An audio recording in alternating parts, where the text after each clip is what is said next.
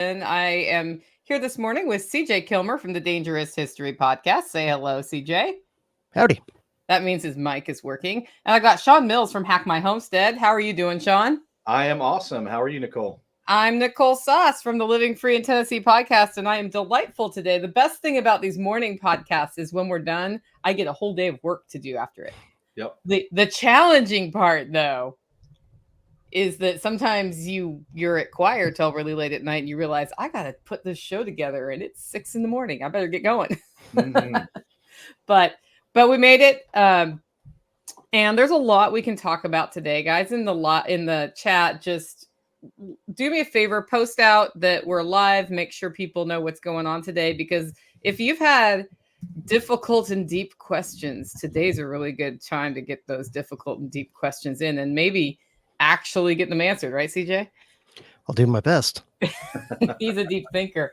But let's start with, CJ, you haven't been on in, I think, about a year. Has it been that long?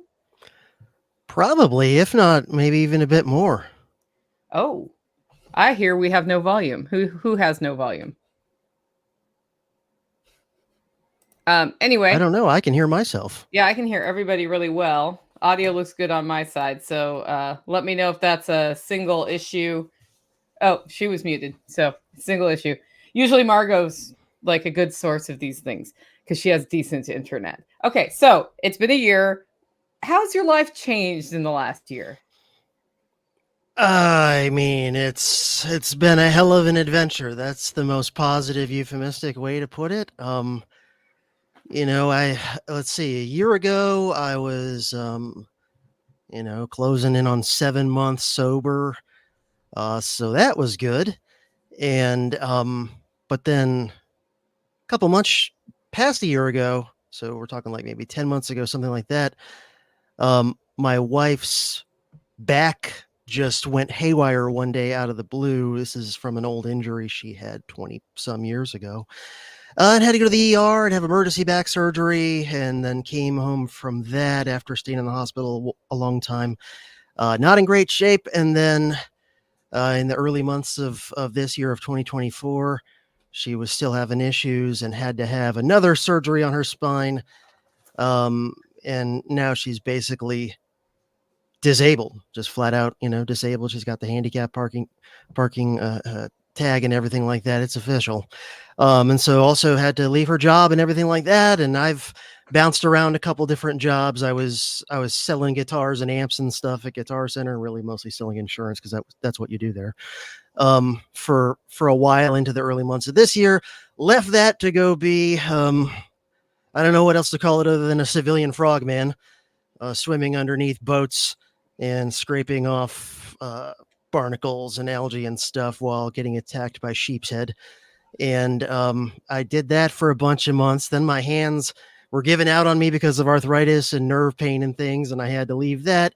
I applied for a bunch of teaching jobs, got 3 interviews and got no job, so that didn't work out. And so now I feel like fate has just pushed me back to trying to do what I tried to do 2 years ago and was unable to at the time, which is to make this whole podcasting thing into my full-time gig. Because right now it's kind of all I have.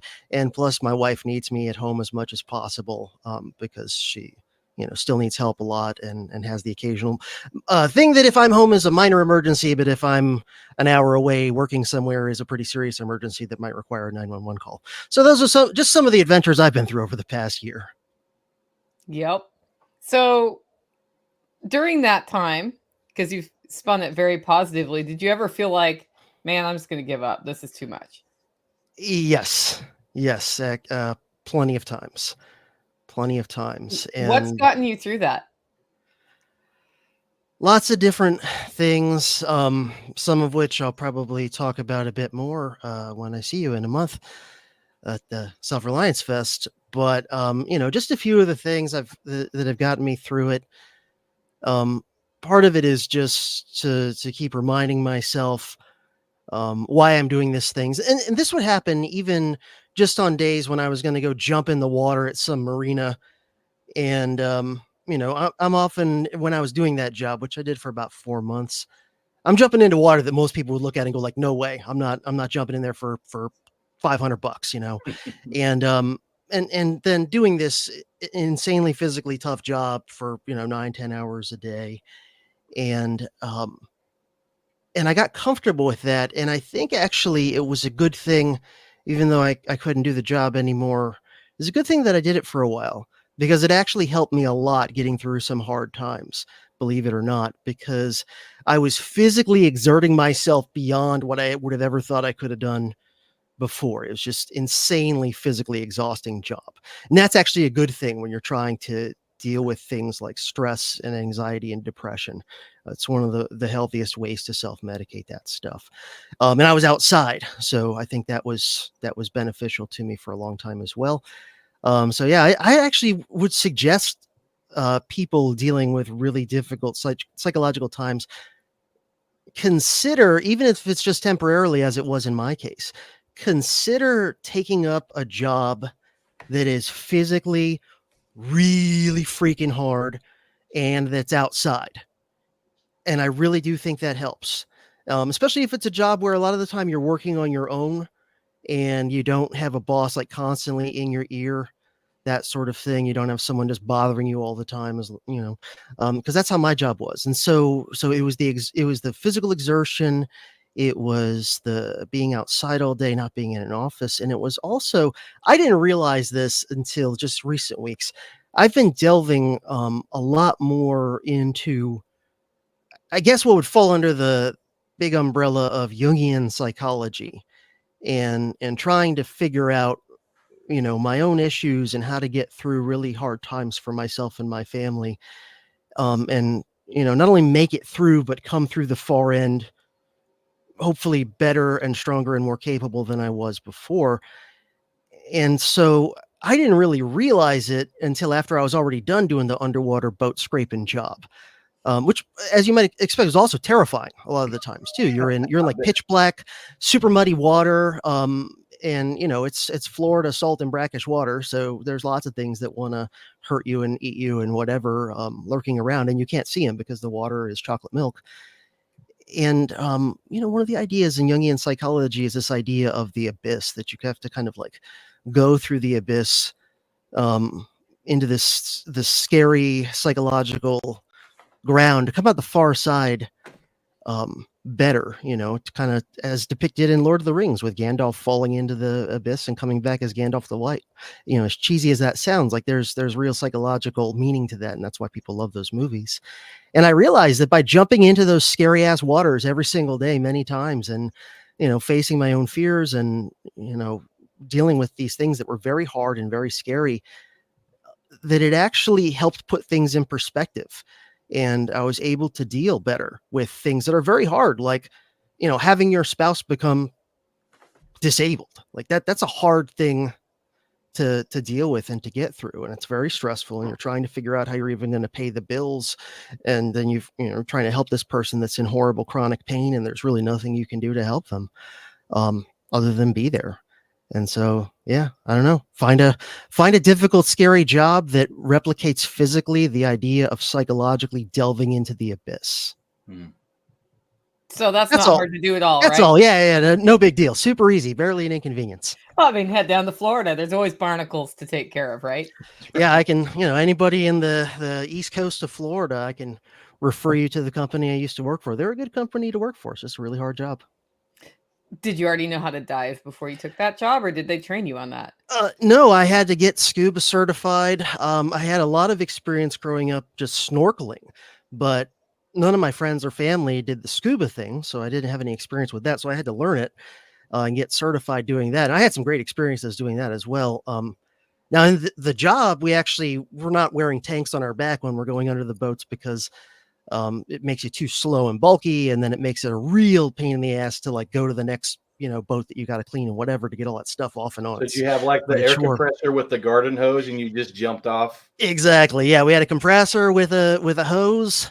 And then in some places there wouldn't be a place to plug in a compressor, and then we would take a dive tank, set it on the dock, and attach a hose to that. So yeah, either way, I'm underneath a giant boat, in pitch black water with a hose jammed in my mouth, trying not to die. So yeah, well, you did a good job of not dying, so I applaud you on that. yeah, I made it.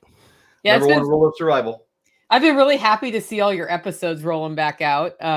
When the attempted assassination on Trump happened, and you put an episode about it I was like, I can't wait to hear this one. So, yeah, and it's because you have, as you know, a really good perspective on history. So let's give us the Cliff Notes version on. So, what did you think immediately when you saw that happened, and then how did that change over the next couple of weeks?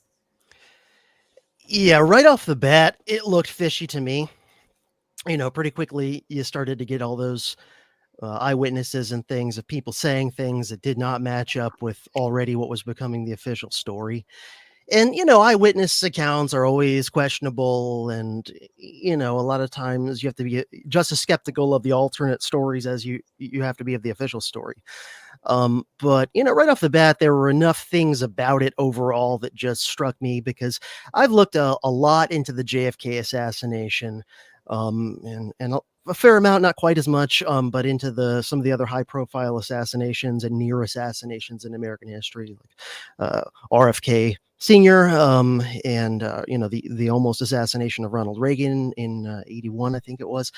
And there were just enough things about the shooting itself, the evidence that seemed to indicate that lots of people were noticing that, hey, there's a guy climbing up there who looks sketchy, cops and Secret Service about this, and they're oddly doing nothing. And then just overall, the idea that, you have a major party presidential nominee and former president giving a speech, and there's this one rooftop that not only do they not have any manpower on, but they apparently were supposed to believe we're not even like keeping an eye on that one rooftop. And I mean, this is just basic stuff that, any amateur, you don't have to be a career Secret Service agent. Any amateur with common sense can look at it and go, really? They shut down an entire city if a president wants to go get a hamburger somewhere. But we're supposed to believe that, just oopsie, we just left that one rooftop out. The shooter himself has what strikes me as a lot of the hallmarks of a classic patsy, where it's like, this random lone nut with no connection to anybody or anything, with motives that are completely incoherent. Just, all these things in the backstory of the supposed shooter that seem very odd. And this is even before some of that information came out about like that he had been meeting with an FBI agent or whatever it was that came out a few weeks back. All these things don't make sense. And then just knowing how much the establishment just hates and fears Donald Trump, and I think more than they should. I think they think he's more anti-establishment than he is. I wish he was as much of a threat to the establishment as the establishment thinks they are to him. They are to them. But it very much seems to me like they've tried to take him out repeatedly. They prefer not to do assassinations. Assassinations are, big and ugly, and they raise a lot of questions, and they're hard to cover up effectively. It's a lot easier to take someone out with political scandal or something like that. And I believe that was their plan A, what they would have preferred to do. And that's why he's literally the only president who's ever been impeached twice. And by the way, I say this is not a particularly strong supporter of Trump or anything like that. It's just, I'm just calling balls and strikes. And the establishment hates his guts. They try to take him out multiple times politically. They've tried the lawfare, like all these different things, and nothing seems to work. And so I think finally they decided to try and make a Hail Mary. And apparently it just like that he moved his head a certain way at the last second is why he's not gone. And the timing is also another thing that I got into in that episode a lot that I think is suspicious, is if you look at the timing of when the assassination attempt took place, it was at what would have been quite an opportune time for Biden, because it was after Biden's, complete debate flop, where even the establishment had to admit, yes, he actually is senile, as we've all known for 6-8 years. But then it was after that, but before Biden stepped down, and it was also before the Republican convention. So it was at a time that would have caused maximum disruption to the Republican Party. And whether Biden had stayed in, maybe he would have if Trump had been taken out of the game, or not. Either way, it's paving the way. And the Democratic Party, I think it's pretty clear to any nonpartisan observer, the Democratic Party is the party of the establishment even more so than the Republicans. The Republicans are supposed to play the role of controlled opposition, and Trump doesn't read the script on that, and that's why they can't stand him. But the Democratic Party has generally been the default party of the establishment since the 1930s. But even more so now, like, they are the party of the CIA. They are the party of the military-industrial complex, big pharma, big ag, all those things.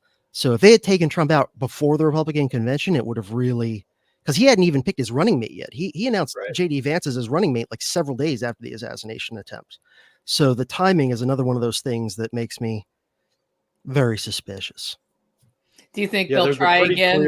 Go ahead, Sean.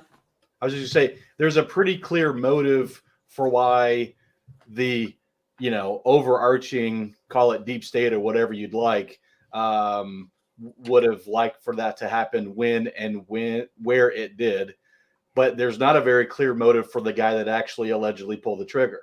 And so it's like, okay, well, why do these two things not fit together? You have the entire establishment, almost like you said, couldn't have picked a better time and place for Trump to be assassinated, or for whatever political rival to be assassinated. But there's like nothing, there's zero motive that you can really tie to the guy that, was there on the roof with the AR. And so you'd be, you'd have to put pretty thick blinders on to not think that the guy up there with the AR was acting completely alone by himself with no assistance. And then, of course, like you mentioned, I was at an event in East Tennessee when I got the news. I was literally about to drive off the property, and I pulled up, there was all these live, instant responses and things like that. And I pulled up a aerial map of the event, and they hadn't even identified where the shooter was by then. And I was like, well, there's only two roofs with a sight line to the stage. One of them was apparently set up with all of the news cameras. So that means there's only one possible place that you could have an unobstructed sight line to the stage. And the idea that only one option wasn't covered, people were mentioning like the water tower that was behind, but there was the screen was in between the water tower sight line and the stage. So literally there's only one spot to cover. How could you possibly not cover that one spot? Well, I heard the roof was tilted.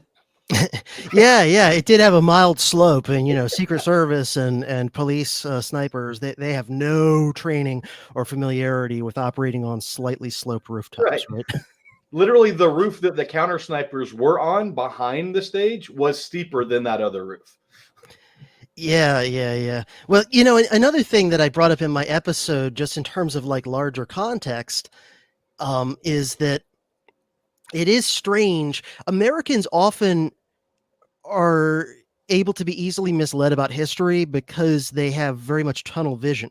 So they know very little history in general, but most of the history they do know is U.S. history. And so they don't know history of any other part of the world or anything like that. And so that can lead you to if you have nothing to compare American history to, it can lead you to be misled by people who want to, manipulate your perceptions of history and whatever.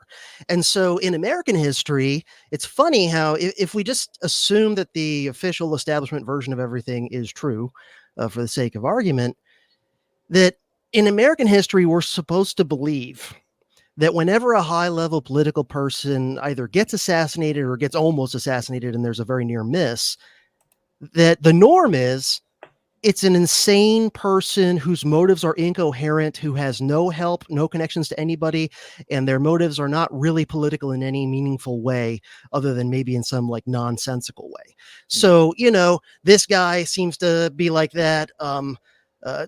What we're supposed to believe about Lee Harvey Oswald is essentially a variant of that. John Hinckley Jr. supposedly tried to kill Reagan because he was trying to impress Jodie Foster. Like, these are the sorts of things we get. It's always a lone nut whose motives make no coherent sense. They don't even have internal logic to them. And yet, if you look at every other country, and when, their king or prime minister or whoever it is either gets assassinated or gets almost assassinated, there's always a conspiracy. it's always political in nature, and most of the time it's people high up within their own regime who want to get them out of the way for one reason or another. When the president of Egypt gets assassinated, it comes out real fast, like, oh yeah, it was actually a cabal within his own military, or the prime minister of Pakistan gets car bombed. It's like, yeah, it was some higher up guys in his own intelligence agencies did it, and that comes out. And yet we're supposed to believe like this is the magical land where the only time our leaders get assassinated or almost assassinated is when it's just like a complete nut who always seems to have a very tenuous grasp on reality, and yet still has the ability to do all this like high level planning and things and carry out something that, is hard to do, even if you've got a whole like intelligence team working with you, assassinating a well guarded, yeah, they're so crazy that they would do the most unimaginable thing, but sane enough to outmaneuver the entire apparatus that's meant to prevent them from doing that thing. Yeah. I was actually going to start doing a series on the JFK assassination last November, literally right before my wife's back blew up, and that actually derailed me from doing it. But as part of that, I was reading a lot more into the JFK assassination, which has always been something I've been interested in, but really digging in deep. And I came across something that was very interesting that most people have no idea, even if they dabble in JFK theories, which is Jacques. What was his name? Not Jacques Chirac. He was more recent. Charles de Gaulle, president of France at the time that that Kennedy was assassinated. His immediate reaction was, "Oh yeah, it was definitely his own intelligence agencies." And Charles de Gaulle ought to know, because he was almost assassinated just a few years before Kennedy. He was almost assassinated by his own intelligence agencies. And that had to do with, he was trying to get France out of, it was either Morocco or Algeria. And because he's like, yeah, we can't hang on to these colonies anymore. There's too much, violence. It's too costly, whatever. And his own kind of military intelligence apparatus was like, no, we're going to stick it, we're going to stay in Algeria forever kind of thing. And so they actually tried to whack him and overthrow him and everything like that. And so it is funny that the first reaction of the president of France, who was almost killed by his own intelligence agency, is like, oh yeah, that's obviously what's happening over there. Right. And so, you think that like, it's not just the CIA, but other intelligence agencies that often work with them, like the Office of Naval Intelligence and things like this. But then also there's various private sector groups and actors, some of which have names and some of which don't. And these people, they specialize in things like overthrowing and assassinating leaders around the world. And you really think like that skill set magically leaves them when they come, to the magical land known as the home of Team America? And you also think that people that do this all day long, that are out, whacking leaders in every country around the world, that suddenly, if somebody above them is like, hey, we need to get rid of this president or this candidate or whatever like that, they're going to be like, oh, no. See, I have all these moral scruples.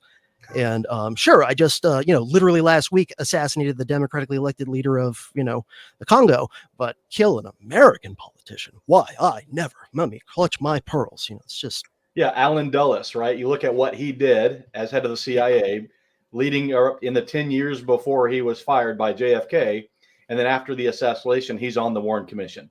I mean, what? Yeah. Yep, exactly. How do you think that people are so brainwashed not to see that, though? That, the way we analyze other things outside our country aren't true here because America. Yeah, I think it's just the way that history is presented to people. And I don't just mean in the school system, so that's part of it, but even the way history is covered by like historical shows on History Channel, back when they used to have historical shows on History Channel, before it turned into, Cajuns shooting gators and ice road truckers and stuff all day.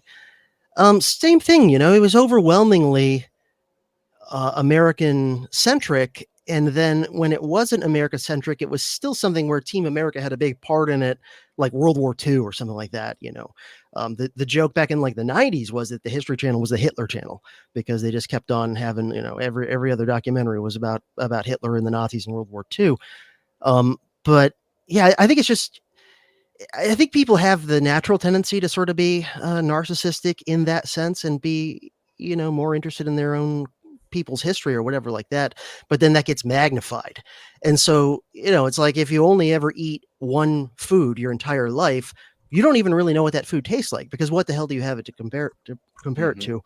Another place, by the way, totally different from assassinations for the most part, where I see this a lot is in regard to the institution of slavery in a lot of ways. So the way most Americans think about slavery is very America-centric, where you don't compare it to the way slavery existed in other times and places. Even setting aside like ancient history, if you don't want to go back that far, like comparing the way, say, slavery operated in colonial America in the early U.S. versus how it operated in a place like Brazil or Jamaica or Barbados or whatever. And so Americans, their view of even something like slavery is just completely warped and tunnel visioned, because they don't have context to compare and contrast it with. And so, that gives you all sorts of things that the establishment can prey on. Like if they're trying to push you in the woke direction, they can, without saying so explicitly, because if they said so explicitly, you'd kind of realize what they were doing, but they can kind of nudge you into thinking as if the United States was like this unique place in terms of having, racial slavery in the 17 and 1800s. And then to just think that that's the only version of it there ever has been. And then they can from there, they can leverage that into all sorts of propaganda myths, like the one that, that the American Civil War was good and necessary because it was the only way that slavery could have ever been abolished. And they'll often even at least imply, and sometimes they'll even say explicitly, like, well, if the Civil War didn't happen, we'd still have slavery today. Right. And it's like, well, is there slavery in Brazil? Because they actually had...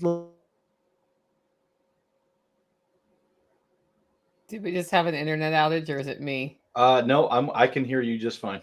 Okay, so we'll let him say that again when he comes back. But it's funny because I saw a video yesterday where it was a debate, and the person debating brought up slavery and said when slavery started in the 1800s. And the person she was debating corrected her, and I was like, I think it was earlier than that. And, and then they accepted the premise that it started in the 1600s. And I was like, well, if you think globally, like, it goes way back. Yeah. Well, the reality is that slavery was commonplace until we abolished it. That's the part that's never, we were the first large country to say, you know what, we're not going to have slavery anymore. And that's never talked about. It's never talked about that, like the abolitionist movement that started here led to the abolition of slavery in other places. Now, the slave trade had been outlawed in other places, but that was protectionist economics more than, yes, we believe that all people are created equal. And so he makes a great point, to take his analogy on, if you've only ever had one kind of vegetable, you don't know what other things taste like. Well, if you're only ever eating what one chef prepares for you, guess what? You're only ever going to get that flavor, right? You have to actually seek out other sources of information, aka other chefs. How are they preparing things differently? Different methods that they apply, different ingredients that they use. And, you just look so far as cable network news to see that you've got a bunch of people that watch this, and that's like, you look at the Nielsen ratings and stuff, that's the only thing they watch, whichever flavor it is. The flavor doesn't matter. It's the fact that you're only getting the one flavor, and, I don't know, maybe it's just the critical thinking, but I always come into any sort of journalistic read or video that I watch with a heavy dose of skepticism, right? Because I know these people aren't there because they have journalistic integrity. They're there because they get more clicks, and those clicks lead to more advertising dollars. And that's completely captured what we refer to as the media. It's, how do I get more money coming in for the ads that I show? Well, the only way to do that is to get more eyes on. And do I get more eyes on by reporting the news, or by being sensational and editorializing everything that comes across the desk to, to get those eyes, whether they're angry eyes or happy, whether it's the eyes saying, yes, exactly, that's what I'm saying, or the eyes saying, no, that's horrible, I can't believe you would say that, you're completely wrong. They don't care. So hypothetically speaking, and putting aside the whole concept of tax slavery, right? If slavery were going to be implemented as it was then today in the U.S., it would be economically infeasible, right, to do that, right? So by increasing the prosperity of everybody as the economy and as this country has progressed, that also naturally set a foundation where that flavor of slavery does not make sense at all. Right. And that was happening also globally as like the global commerce system started developing more. Yeah, industrialization, right? Because it's easier for me to grease a fitting than it is to feed a slave, to feed and house a slave. It's more cost effective. That piece of equipment lasts longer. And so the changes that happened during industrialization from the 1850s through, the 1920s, it made, and whether that's cause or effect, irrelevant, right? It made that, like you said, that flavor of slavery impractical. You definitely still have, the matrix, we're all batteries that just feed the machine to a certain extent. But that flavor of slavery is gone. Yeah, we have other flavors of slavery in this country and worldwide still. Yeah. That's why we raise money for the Caleb House. What we're doing at Self-Reliance Festival, right, is child sex slavery. Mm-hmm. It's still happening. It's below the radar, and it's horrifying. Right. That's a thing, but it's a thing. And that's where it's like when we get into those discussions of it, that like the chapter of slavery in U.S. history is obviously not something anybody should be proud of, right? Right. And it's nice that it has, like, in the book, it has a chapter that closes very neatly, and then everything was all better again, right? Well, it wasn't. And it was also naturally going to come to an end here. The Civil War sped it up, I think, in my opinion. Right. Yeah, a lot of people don't realize there is an exception to the 13th Amendment. Like, except for, well, wait a minute. Either we're not going to have slavery or we are going to have slavery.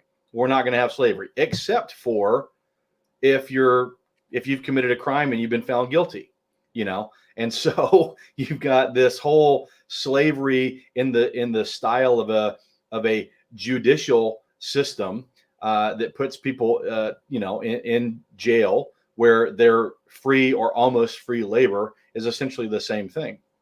And so, bringing that all the way to current, to today, literally today, you've got a debate happening tonight. And one of the two people on the stage at one point literally argued against the federal government that they were not able to let people out of prison because the free labor that they were getting for things like fighting fires in California would be affected. Like, you literally, when she was state attorney general, Kamala Harris literally was arguing against the appeals and the Supreme Court. The Supreme Court was considering holding the state of California in contempt because they were not releasing all of these people when they were like at 200% of their prison capacity. They had something like one person dying per week in the prison system, literally because they didn't have enough medical care to cover these people because they were at 200% capacity. So that's a great point. Just as you think about ways that slavery is integrated still into society, the prison system is absolutely functioning as slavery. Like, we're throwing people in prison for, victimless crimes, and then work. I don't know, is it $11 a day or something they get paid for working? Yeah. And executing these giant contracts to tap into their labor. Yeah. And not letting them out. Yeah. And not Georgia, letting them out when it's clear that they are not guilty. If you see these movies and they're like, oh, we found this key piece of evidence we didn't know we had, and magically this person gets let go. No, it takes, if they get out because of that, it takes months to get out still, even though Or they know, decades. or decades. Because Exactly.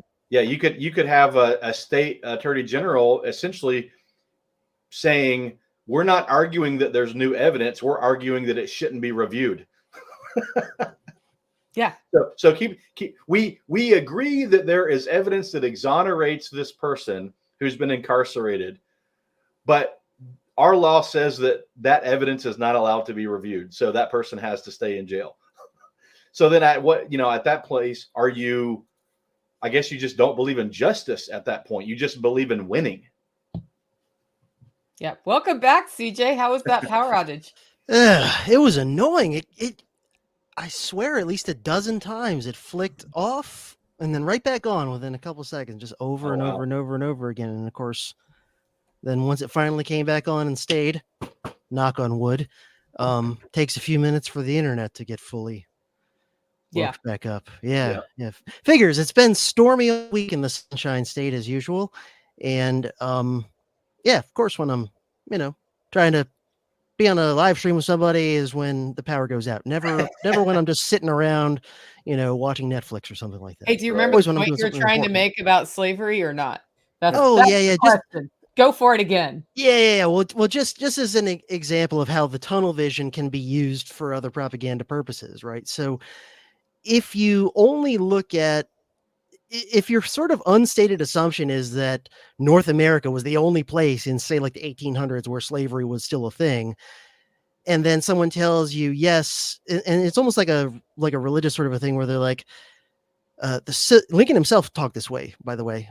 The Civil War was like the penance that the nation had to go through for the sin of slavery. And, if we hadn't gone through the terrible tragedy of the war, slavery would have never ended, that sort of thing. Well, that only makes any sense at all if you don't bother to look at any of the other places in the Western Hemisphere where slavery existed, in some cases on a bigger scale than in North America, and where it was phased out without a massive bloody civil war that killed like at least 1 million people. And, like Brazil, which imported more slaves during the days of the transatlantic slave trade than North America ever did by far, and had them in worse conditions very often, working on sugar plantations, which are a lot worse than cotton and tobacco plantations.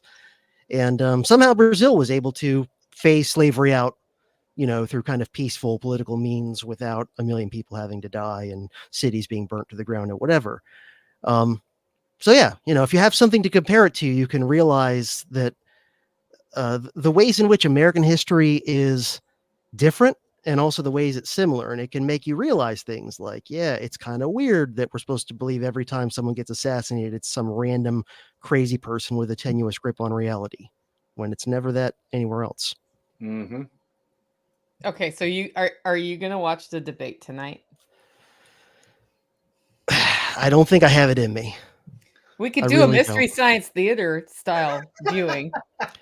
Might be the only way to handle it. Yeah. I mean, I am only like a little over 18 months sober. I don't want to. I don't want to just that might drive you over the edge. Yeah, there are drinking games for this, aren't there? Yeah, to jump head first off the wagon. Yeah. I'll probably catch clips of it after the fact, and some of the podcasts and YouTube channels that I still follow that cover current events and stuff like that. I'm sure they'll have some choice clips. But if it's anything like Kamala's one heavily edited news interview with a friendly interviewer, that I'm sure she'll do great. and honestly, I probably will be more disturbed by Trump, because I have a suspicion he'll do what he usually does, which is like manage to snatch defeat or at least a draw from the jaws of victory by just being completely dumb in how he goes about it. That's usually what he does. Yeah, my prediction for the debate is the exact same thing that happened at the first debate. You have an old man babbling incoherently and a younger candidate using a lot of words to say absolutely nothing. Yeah. The older man's just a different one in this one.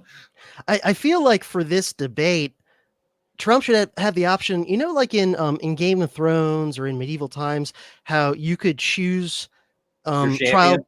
Yeah, you could choose trial by combat. You could choose a champion. I really think what Donald Trump ought to do is just put Tulsi Gabbard in as his proxy and be like, here, she's my champion in this trial. Because Tulsi Gabbard is, basically she's what Kamala is, except she's actually a real person and she's actually likable. Like, she's a woman of color, to use their language, but she's actually an impressive, likable person who can speak coherently. And she's proven that she can already, take Kamala down no problem on the debate stage. Whereas I think Trump's going to have a hard time doing it because he's got to walk a fine line. If he goes after her the same way he goes after someone like Jeb Bush, that might actually backfire and, cause people to go to Kamala as like a, defense mechanism, as almost like a white knight sort of thing. Like, oh, here's this, rich, privileged white man demonizing this poor woman of color. Let's go, vote for her kind of thing. So had the benefit of being in a part of the country which is much more for Kamala than Trump, which is not how Tennessee is at all. And just asking, like why people are voting for her. Because I've seen these videos out where people don't have a reason other than she's nice. Yeah. And I thought that was just BS and they were cherry picking interviews, but pretty much everybody I asked, it's because she's nice or because she isn't. She's not Trump. Yeah. Yeah. I wonder, like, if you could go up to these people and just be like, okay, I want you to tell me why I should vote for her without ever mentioning Trump, without ever mentioning her race, and without ever mentioning her sex. And I don't know if they could do it because everything I've ever heard that even has any specifics behind it at all, it's either, just anti-Trump rants or it's, oh, she's a woman, she's a black person, she's, a woman of color, whatever. It's like, it's just those things. And there's nothing else. The reason I'll hear is women's health issues. That's it. Yeah. And then I'm like, specifically what that she's doing. And then it goes to not Trump. Yeah. Yeah. It's either, we're going to get something through that even when there was a Democratic president and both houses controlled, they didn't even try. Right. So like an amendment that guarantees your right to an abortion, for example. Well, you had years to get that done if you really cared about it. But it can't be this political football that you use to hammer one side or the other with if you actually fix the problem. Same thing with immigration, right?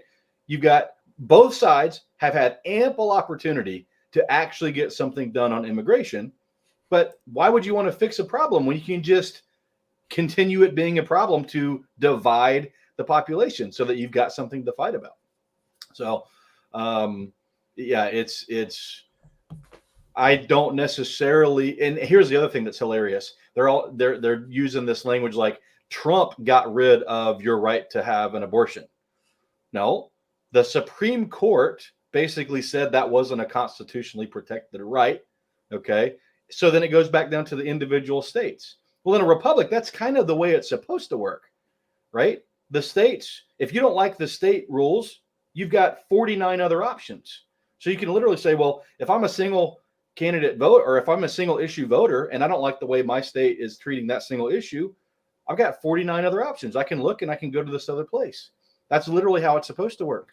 So I don't have a dog in the hunt on that one either way, other than to say we say we're at a democracy, we say we're a republic, and then when we act like one, regardless of which issue gets hit, right? It was the president that did it. It's like, well, not really. Look at what's actually going on. It's the president isn't doing anything other than signing the bill that ends up on their desk. Now, sure, they've got the bully pulpit and they can influence, the Senate and the House to do things or to at least consider things that they want considered. But at the end of the day, it's the legislative branch, other than the hundreds of thousands of executive orders, it's the legislative branch that actually makes the rules. Well, and I don't know that the Supreme Court really ruled on if there is or is not a right. Isn't that true? It wasn't it like the way the original right to choose got passed was couched within the framework of privacy. Right. Basically what they said is that the judgment from Brown was not basically the 14th Amendment didn't provide that specific right. Right. But that doesn't mean that somebody else couldn't do something else to bring that back into play, a 50 right? year window where if they wanted to make it an amendment to the Constitution that said that you absolutely have this right, you've got the opportunity to do that. Yeah, but all the talking points just go right back to the marketing aspect, which doesn't provide a solution. So right. I hadn't really looked very carefully and still haven't looked very carefully at the original decision. I started reading it when everybody was losing their mind because I was like, well, what actually happened? Because when they cover it in school, it's just like, we're going to divide our history class in half and you're going to debate this and you're going to debate that. And, it's completely surface. Mm-hmm. So. Okay. So a year and a half ago, CJ came to Self-Reliance Festival and he talked about signs that nation states are falling or an empire is transitioning.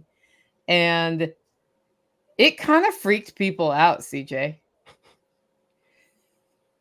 So since that time, how come we haven't fallen yet? Have we not? I mean, question. I mean, I don't mean to say that we've hit our bottom, right. But I would say that over the last year and a half, things have continued in a downward spiraling sort of a pattern overall. I mean, when you look at inflation, the economy, social, sort of breakdown, political dysfunction, the size and obviousness of the corruption of the system.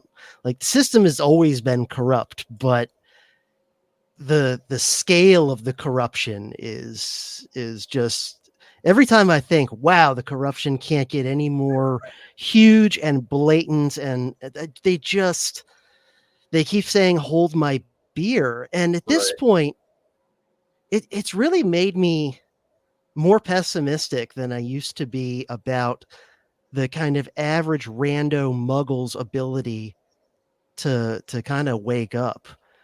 Because some of them are waking up, people getting, like, for the first time, their first little red pill. They're like, I think I can't trust what's on the TV news. Or, I just realized, like, maybe the FBI isn't always the good guys like TV and movies tell me, But man, there's a lot of people that just still believe what they're told to believe. And I got to say, I'm impressed. I'm impressed with the skill that the establishment propagandists have just continued to play the game, where I don't know if they'll be able to make it work through November. But holy cow, the way that they built AstroTurf momentum behind Kamala Harris, this person that is so unlikable that she couldn't even make it to Iowa in the 2020 Democratic primaries, that, like, even Democratic primary voters were like, nope. Where even Black Democratic voters were more likely to vote for Bernie Sanders than they were to vote for her. Like, she's just this completely unlikable, just obvious phony. And yet they still, at least for a while, were able to build this nonsense momentum behind her. I'm impressed as somebody who's been studying their propaganda techniques and things for years. Because you look back at some of the other standard bearers of the establishment, and it's easier to understand. Like, just take Obama by contrast. Oh man, that guy was a good speaker. He's a hell of a sock puppet. Like, he's really good. He sounds, and I think he actually is very intelligent. He sounds intelligent. He sounds coherent. He's wonderful on TV. He's great in interviews and speeches. Like, you look at a guy like Obama, and even if you're red pill to, that he's not at all what he says he's about and whatever, you still got to give him his due. He's good at playing that game. But then you look at Kamala, and it's like, take Obama and take away all of the skills and charm and charisma and likability and everything like that, and they still are able to get somewhere, at least for the moment, with her. But then I think back to, they actually got half the country for about 5 years to think nothing is wrong with Biden. Right. until they were told, okay, you're now allowed to acknowledge what every other person in the country has known for at least 5-6 years, that this guy is clearly demented as hell. And then all of a sudden it was like, oh wow, we can criticize him. Okay, I just got my orders. And then immediately, falling on that, Kamala Harris goes from having, what was her approval rating up until she became the nominee? Her approval rating as vice president. Her entire vice presidency, her approval rating was like in the 30s at best, and sometimes in the 20s. Nobody liked her. And then still, you're able to just get half the country roughly to just, okay, I got my new orders. We're at war with East Asia now, and that means we've always been at war with East Asia. Yeah, no, that's been one of the things that's impressive. Really is a great way to describe it. Is you take someone who never got a single primary vote, dropped out before there was ever even a single vote cast. And I look at, it's a very similar playbook to the Obama playbook from 2008, with the slight variation of the 3 years as the VP. Like, that's really the biggest difference, right? You had a super left candidate that was in local government from a super left area of a super left state. Okay. So on one, you had Chicago, Illinois. The other, you had San Francisco, California. And they become a senator when a seat is essentially handed to them. Okay. And all of the infrastructure of the DNC pillories behind them. They get their one Senate seat, and then they're out before they have to go for re-election one time. Like, the only two U.S. senators to leave their post in the history of the United States before finishing their first term, Obama and Harris. That's it. And like I said, the one difference is Obama was charismatic enough that they brought him up to be the keynote speaker in 2004, right? So that was the beginning of the anointment. Okay. And then in 2008, he had the live presence, so to speak, to go straight from being the senator to being the candidate. And because Harris didn't have that in 2020, well, then they were like, oh, we got to throw her in as the VP, so she's got another tick on the resume. But outside of that 3-year period, it's the same playbook. And yeah, you mentioned the gaslighting the entire country into believing that Joe Biden was okay, right? In 2020, they got away with it because of COVID. So there was all these things that say, well, we can't have this event or that event. We can't do these interviews or do that, because of COVID. And then 2024 comes around, that's gone away. You don't have that. And the very first time, he's not standing in front of a teleprompter in a very controlled situation. The debate happens, and it's like they already had the playbook ready to go. They're like, oh, all we needed was him to be in long enough to prevent any primary challenges. And then as soon as we do it, let's go ahead and throw him on the stage before the conventions. Never happened before. He does what Joe Biden does, and then boom, let's enact the Kamala plan. That was a bizarrely early debate. Yeah, it was. And it happened after he had all of the delegates necessary, but before the conventions. I think they needed to see how bad it was going to be soon enough to deal with it. Because it's almost like the propagandists are like, how far can we really push it? Like, how brainwashed are they? Not brainwashed enough, and Biden really can't hold it together no matter what we do. So we got to I think because it would have been better for them to keep him in. I think they knew he was not going to beat Trump, and they had to pivot, which is the whole reason for the early debate. Yeah. I hadn't really thought about the timing of that first debate up until you mentioned that now. And yeah, that makes a lot of sense, because it definitely looks like there was a whole contingency plan. Like they were, once it became obvious that Trump was likely to beat Biden in a rematch and do it by enough of a margin that they couldn't, cheat their way to the win. they kind of like put this contingency plan into effect, and the timing of everything is so it's a few things you could stack up and say, oh, those are genuine coincidences, right? But when it's enough things where the timing is absolutely perfect for what we know their ultimate purpose to be, it's like, okay, the odds are that this is no longer just a series of coincidences, Right. and yeah, I just can't help but still like, I still haven't seen the evidence that Trump really even understands what the hell he's up against, and it's just a shame that he's become like the avatar for all of this anti-establishment sentiment. And he doesn't even understand, he doesn't seem to understand either what he's really up against or even the people behind him, like the people that are for him. He doesn't really understand just the depth of the hatred that a lot of regular people like us, or even people who are less informed than us, whatever, just have this hatred of the establishment. And yet he still is kind of, playing with kid gloves to a certain point. Right.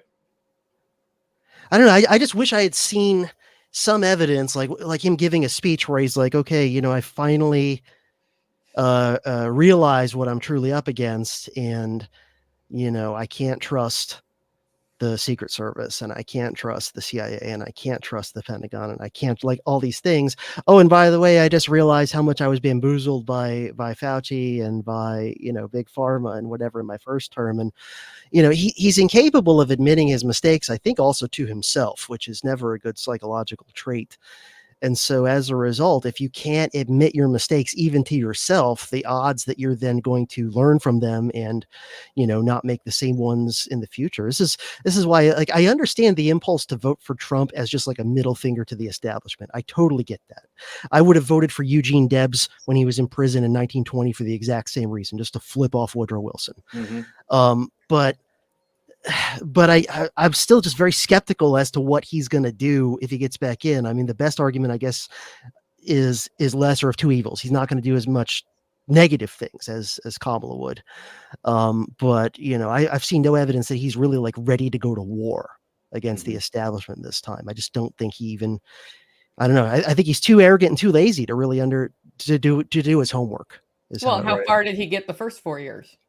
Yeah, the establishment consistently outmaneuvered him at almost every turn. Yep.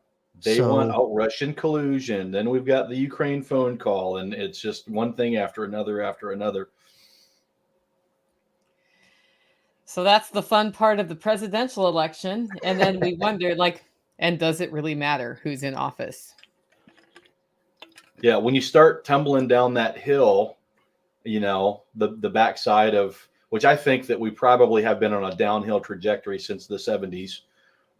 It's just been disguised with cheap goods from overseas and wars that just take money from one part of the world and put it in a different part of the world.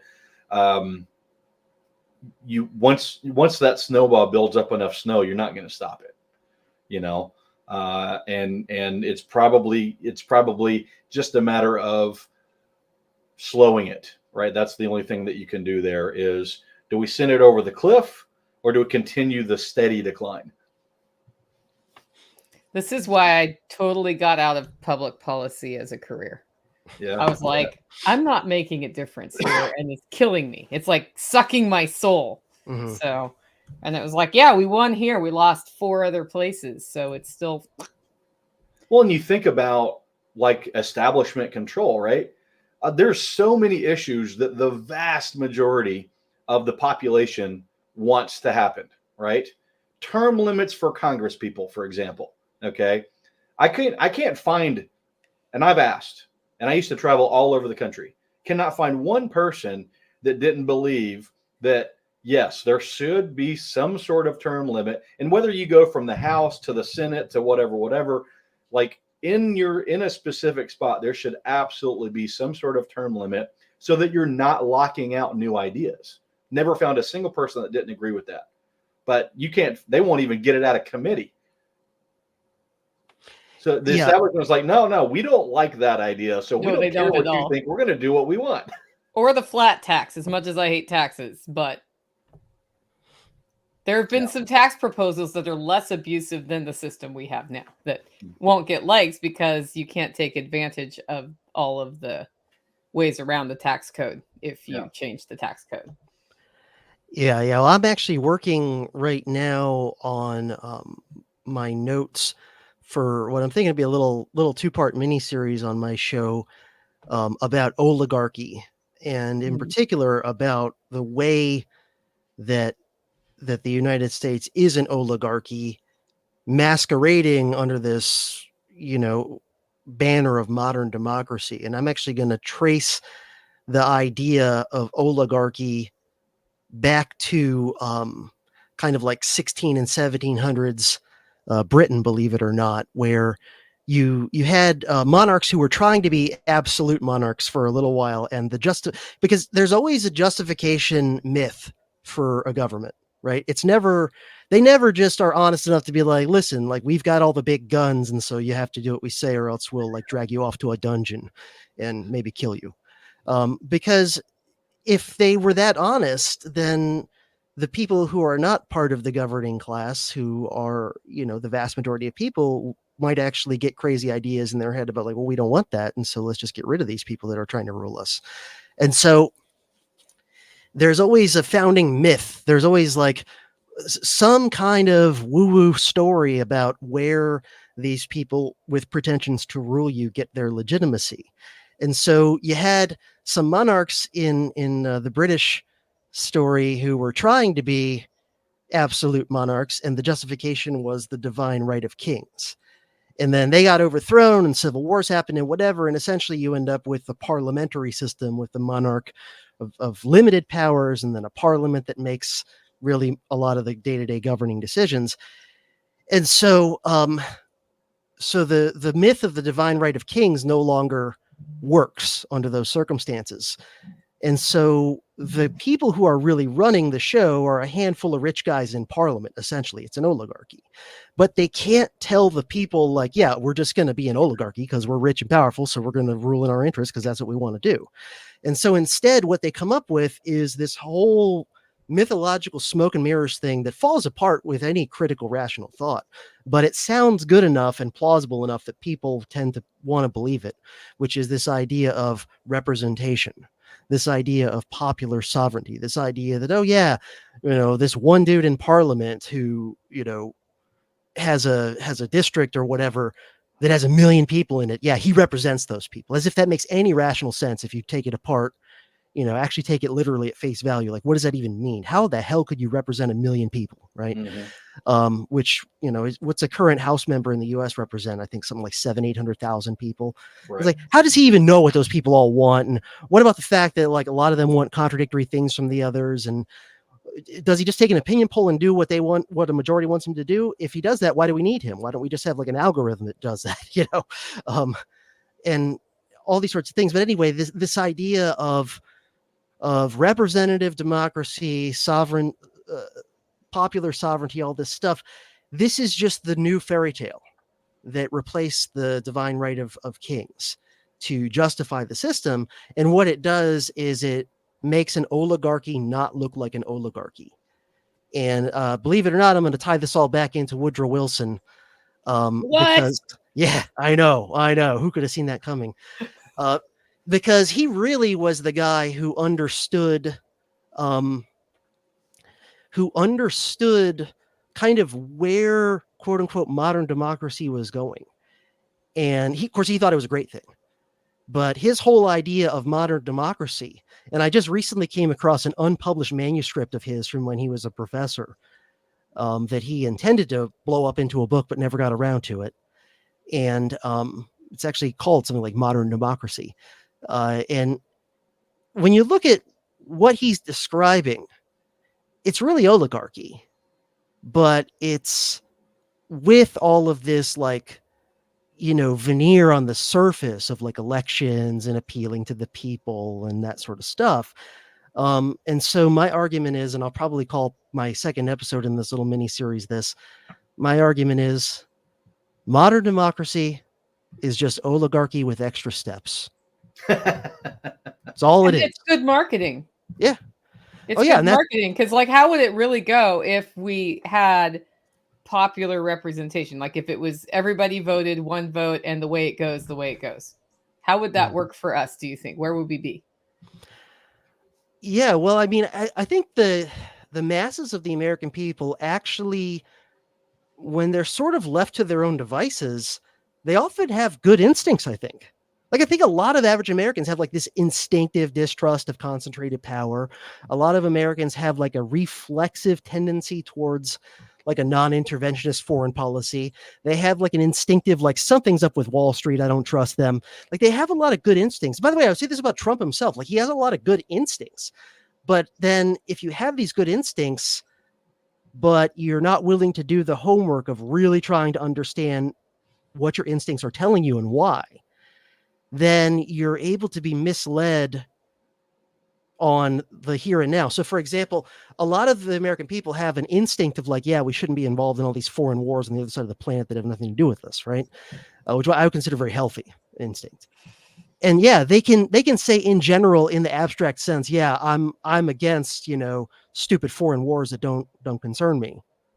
But they can still get propagandized into thinking, but right now we have to support Ukraine because unlike Vietnam or Iraq, this one really matters because Putin's going to take over the world. And so, as long as your instincts remain fuzzy and ill-defined, it's still not that hard to propagandize you. Yeah, you can still think that foreign wars in general are a dumb idea, but all I got to do is convince you that the one I want to do right now is the exception. And there's always an exception. Exactly. There's those polls that show, the vast majority of people, if you ask them, are politicians as a career, group, as an occupation group, are politicians generally trustworthy or not? 99% of people say, no, of course not. But then their congressman keeps getting reelected, and the overall like reelection rate for incumbents in Congress is like 97%. So, apparently everyone is convinced that their congressperson is the lone exception. Their congressperson is, yeah. They're the Jimmy Stewart, Mr. Smith goes to Washington, right? It's everybody else's congressman that's a corrupt sociopath working for special interests, right? But mine, because he said a couple things in a speech that were catchphrases that resonated with me. So I'm convinced that like he's the one Mr. Smith, when in reality there only ever was one real Mr. Smith. His name was Ron Paul, and he retired a long time ago. Right. And I don't think you can underestimate the power of we took a lot of tests in school, and this name is familiar, and I don't know, but I'm going to go for the familiar name. Mm-hmm. There's also that element. Like that name recognition makes a huge difference, even if they know nothing about the Congress clown. Mm-hmm.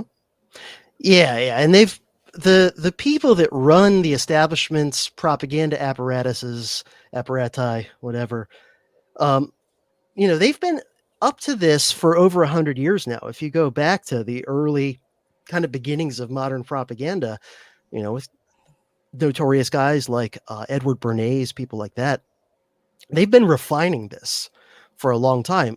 And it's this like unholy nexus of advertising and psychology being used in the service of state and corporate interests. And so, these were the people that in the 1920s figured out how to get America's women hooked on cigarettes.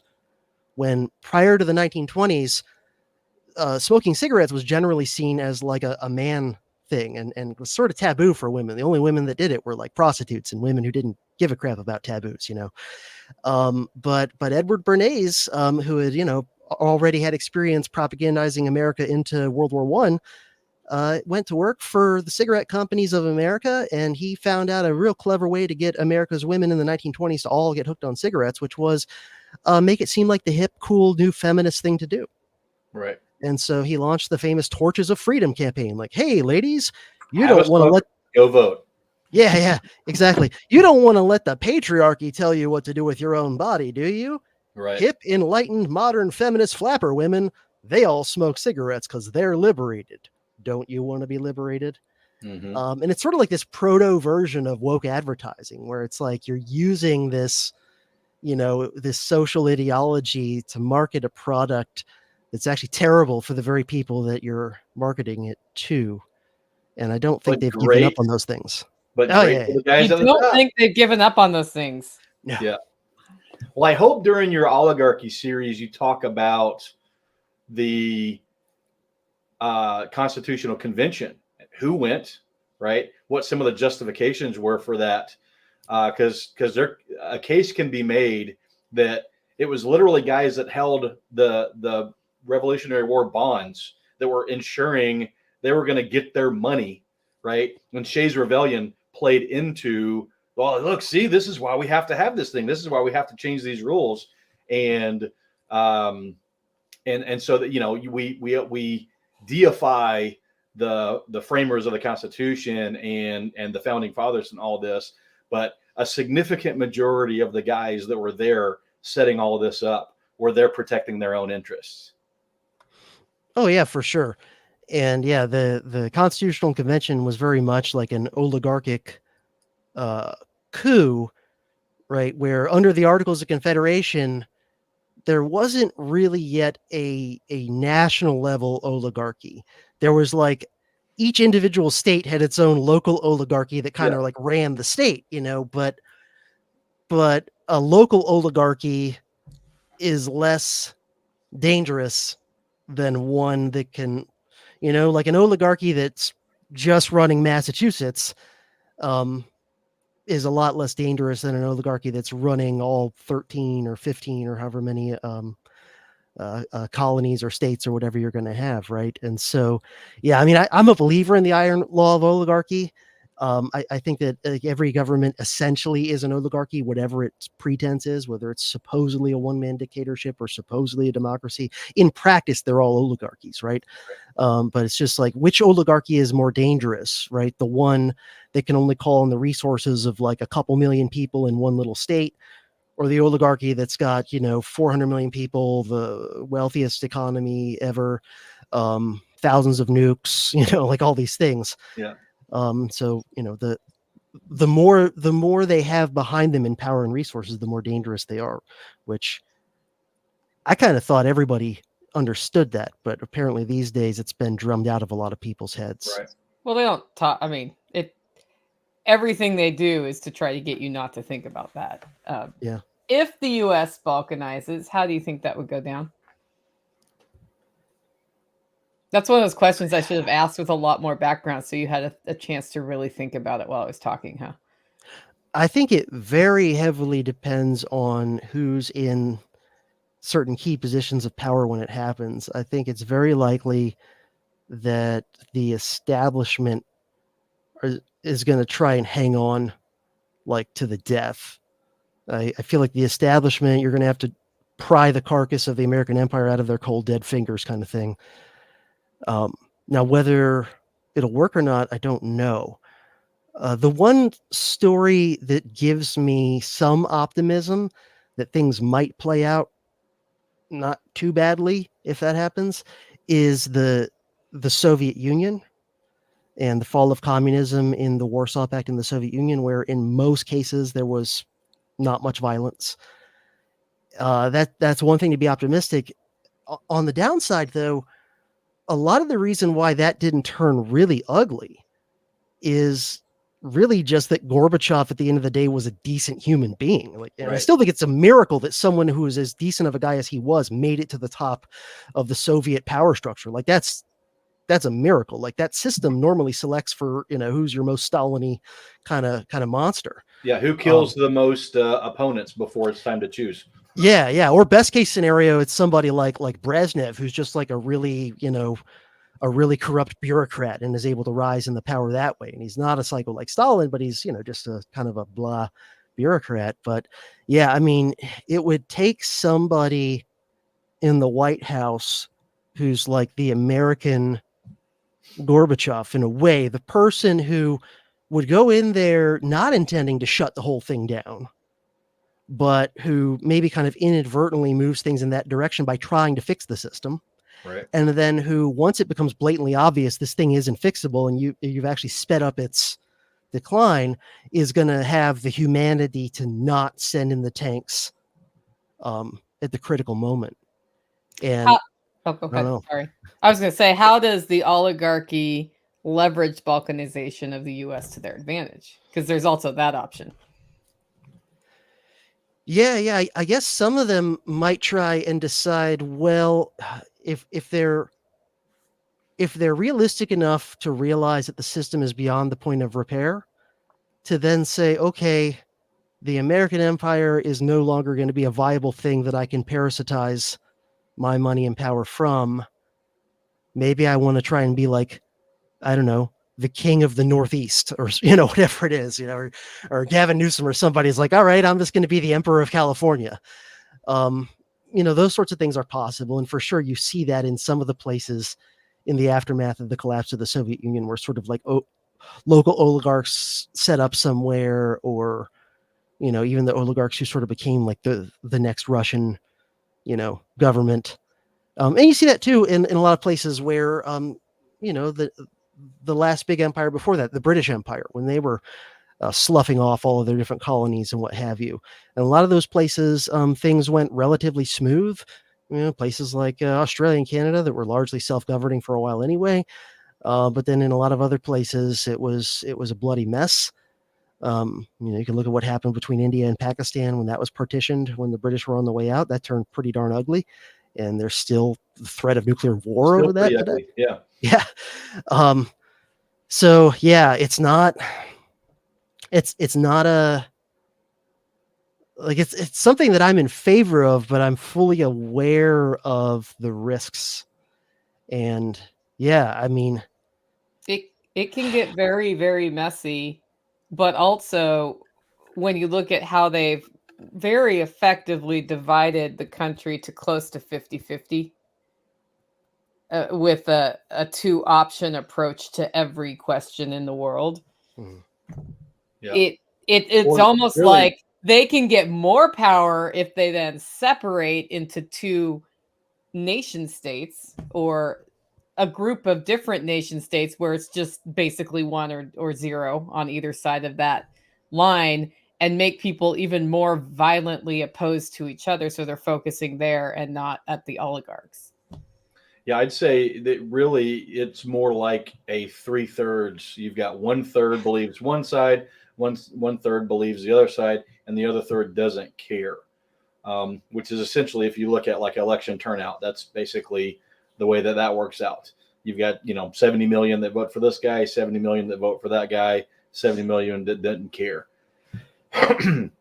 And yeah, I would say you'd probably end up with regional, like it would be geographically based. I could see the Northeast and the South and the West all fighting over the Midwest. Where does the food go? And I could see a lot of wealth leaving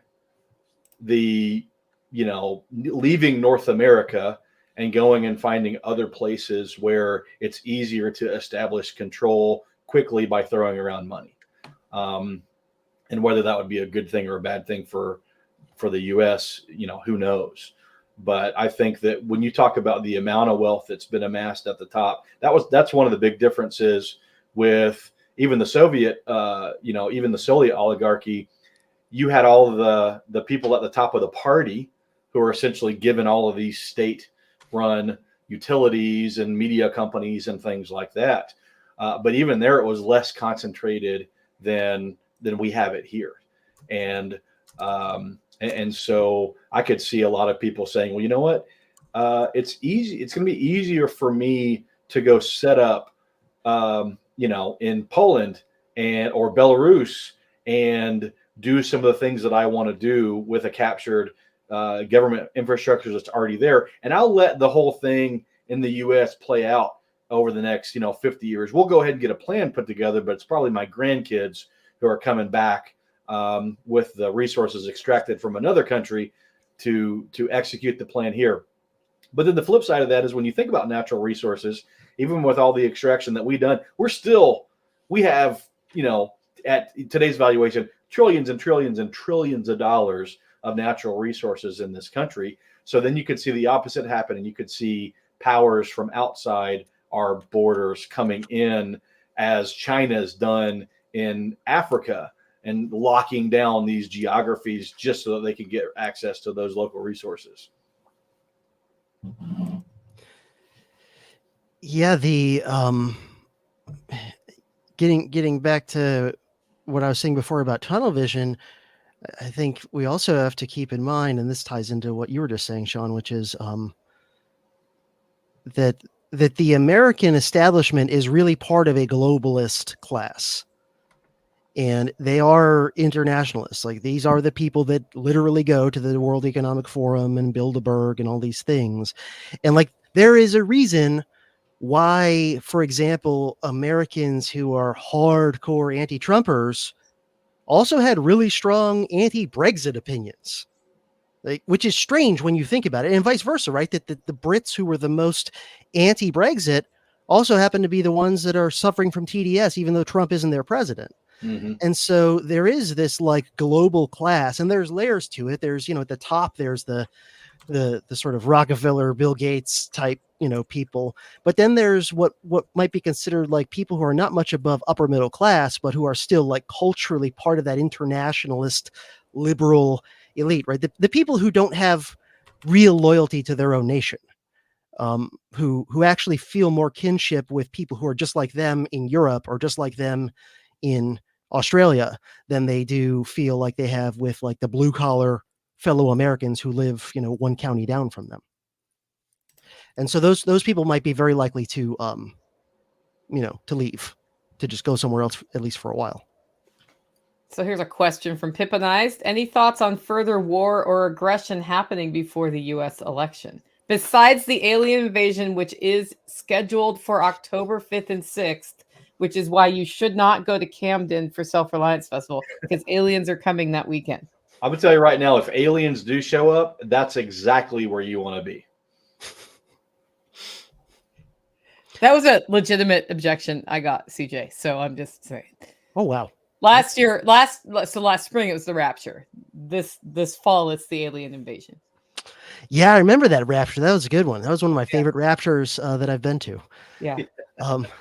Yeah. So war aggression. Oh yeah, absolutely. I'm not saying I have any inside information or even any sort of feel for like odds or whatever, but absolutely, I could see something happening, for sure, because there is that old tendency people have instinctively where a war happens, they tend to be more likely to support the incumbent. So that's certainly a possibility. I mean, the fact that Kamala got the endorsement of Dick Cheney should tell you all you need to know, as far as this goes, right? Yeah. And as far as aggression, yeah. I mean, there's also definitely, I think, some significant possibility of like a January 6th sort of weird deal. I mean, given how much crazy stuff has happened just the last couple of months, and we're not even on the home stretch yet. I mean, when you think about it, it's so bizarre. And the fact that like most people have moved on from the Trump assassination attempt, like that should be a big deal, right? It's like, no, we had that. Then we had Biden, stepping down and Kamala coming. Like we've just had all these like one thing after another of these big bizarre things. It's definitely not a typical campaign season. And so, yeah, I mean, I'd be lying if I said I wasn't a little bit worried about what kind of crazy things might happen over the next 2 months, for sure. Yeah, I think you'll probably see some media explosion around a person of color getting killed by the cops, right? And it happens all the time. It's just whether or not it's going to be, is this week the week that we take this one story and that's all we play for the next week? Or do we wait a month? So I think there'll probably be something like that. The Israel-Gaza thing, Israel-Gaza, Syria, Lebanon, all of that, I don't think that's getting resolved anytime soon. I thought it was kind of crazy how you had these hostages, bodies that were recovered, and somehow the prime minister of Israel was the reason that another terrorist group killed these people that they had held hostage for 3 months. Like I thought all of those protests about that were like, really? Like that's We're not mad at the people that actually murdered.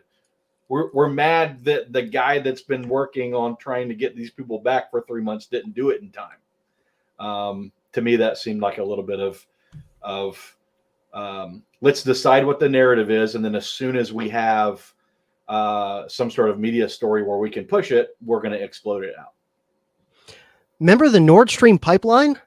Yeah. Yes. There's another thing that we don't talk about anymore, right? Where if you had any questions that Vladimir Putin blew up his own pipeline, even though that made no strategic or economic sense, if you had any doubts or questions about that, you were an agent of the Kremlin. I remember I was getting the sweet, sweet Kremlin rubles flowing in back then. That was great,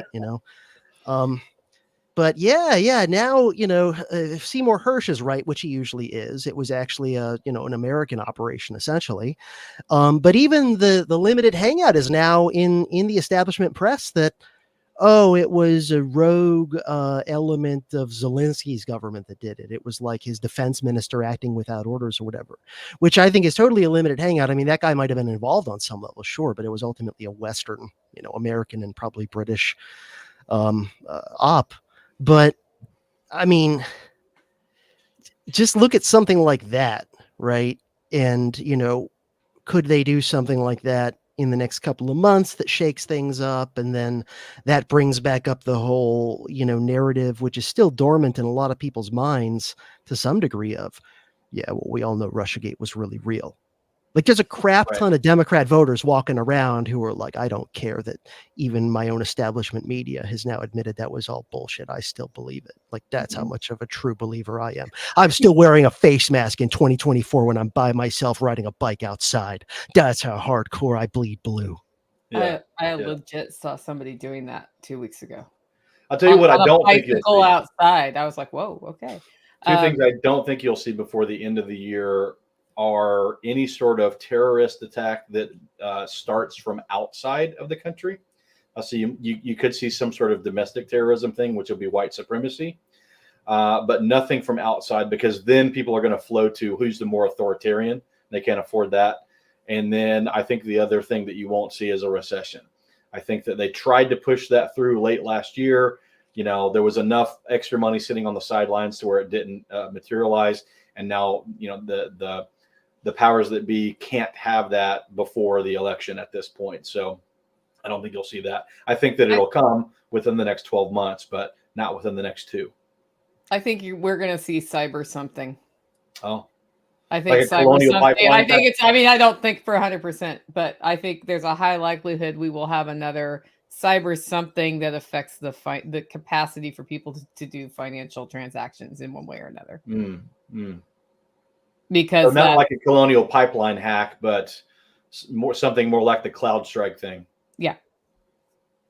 I think that sets the foundation for the CBDC to come through better. And it like when you hit people in their pocketbooks, they start freaking out. Right. And Trump's not the solution for that. I think the bigger thing is Kamala's likelihood of being elected. Like right now, do you think she can win? Guys, just yes or no? Yes, no? I think she can. Yeah. If they can mostly keep her away from microphones and cameras. Yeah. If I ask that in 3 weeks and you're saying no way because so much buffoonery has happened, that's when something has to happen, right? Yeah. No, that's a good point. I think there's a path to victory. It's pretty narrow, based on the Electoral College and the way that the states are set up. The last census, I believe, the reapportionment helped out the Republicans. And so I think that if you look at some of the swing states and what really does look like a swing state, there is a path to victory. It would be, is she allowed to talk off the cuff at all? Because if that happens, then I think they had 3 years to teach her how to talk better, by the way. 3 years. Yeah, even in the CNN interview, it was like you just used 187 words unbroken to say nothing. Wow. I can't pay attention that long. I'm like, it's like when you read a text message that's voice to text from somebody who doesn't speak very well, and it just puts word soup in when she talks. Yeah.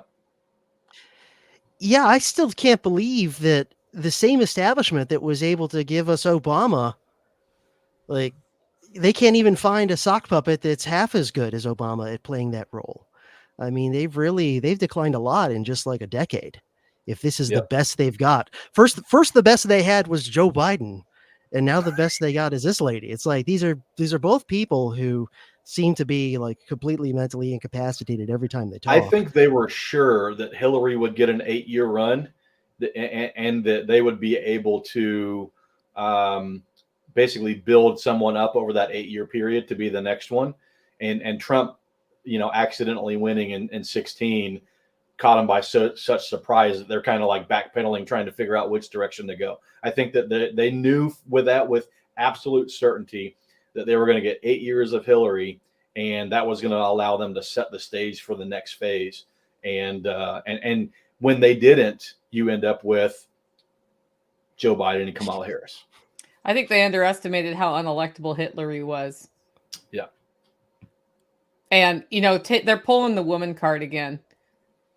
And I Well, can that's tell why they you know from to the keep. perspective of a woman, I'm like, could we have like a smart, poised woman who Yeah. can speak, maybe, and not a Yeah. buffoon? Like you're not helping the image of women here. Tulsi Yeah. was looking like that candidate in 2016, but she was not establishment, and so that's when the whole Russian asset stuff started. Then they basically de-Googled her. Like, she had a lawsuit against Google after that debate where she whacked Harris. You couldn't find her campaign to donate if you wanted to, and Mhm.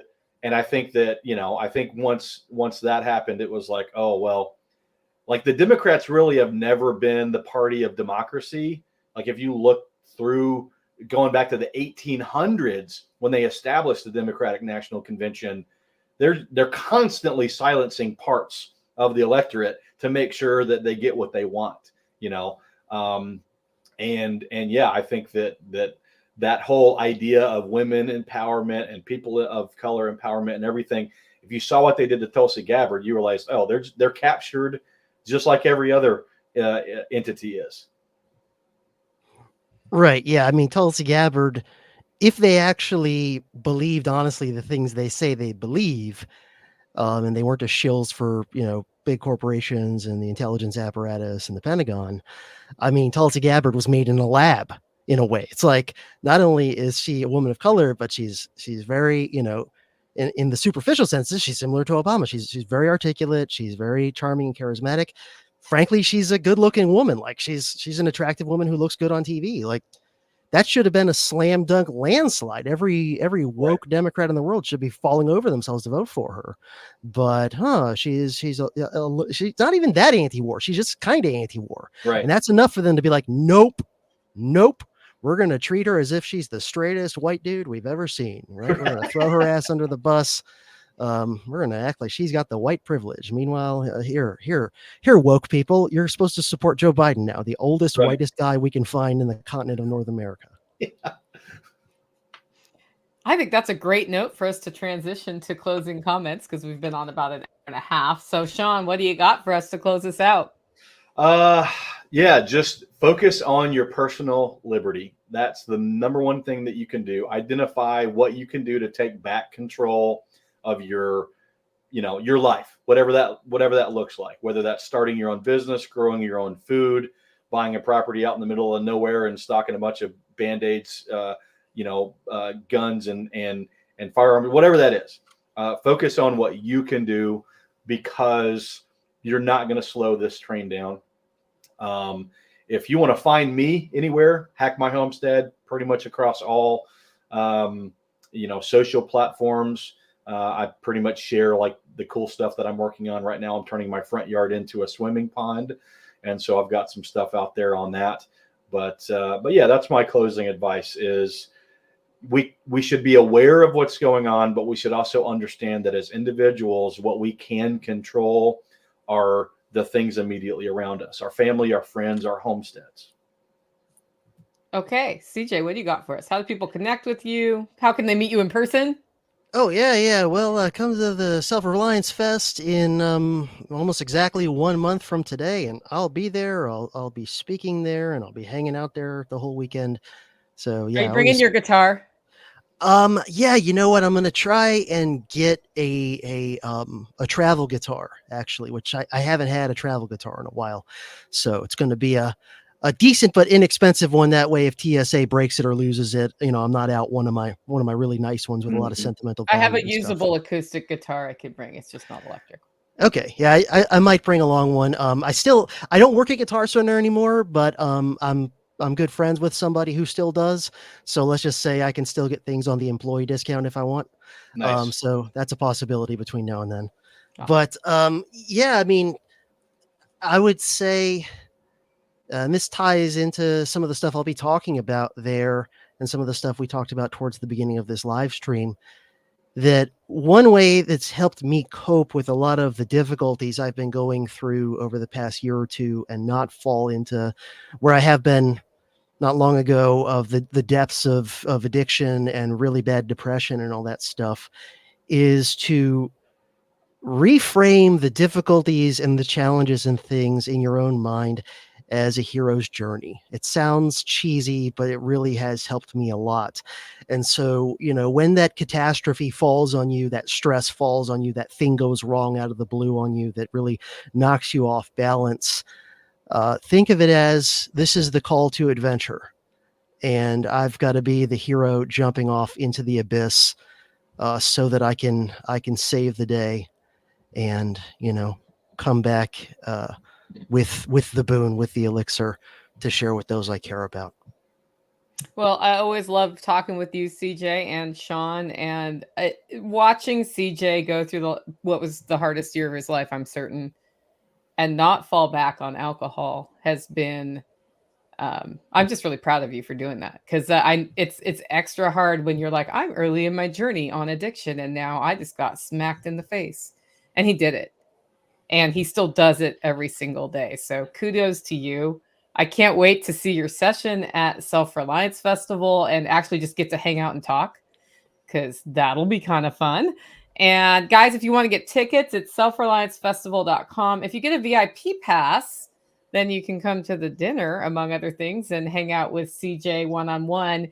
His presentation is a lot about his last year, but as you can see, you can pretty much ask him anything, and he has enough background knowledge of context throughout world history and our US history to come up with some answers or some angles you may not have thought of. And I think it's a great opportunity on lives like these to get questions in, but also in person to tap into that and find those different perspectives. Because even when we're certain we've found the thing, we don't really know till somebody rips it apart or until we see another perspective. And then that either helps us say, no, I think I'm going down the right road here, or maybe I need to change something. And more of that is what makes us more powerful as a community. So if you want to follow me, Living Free in Tennessee is my podcast.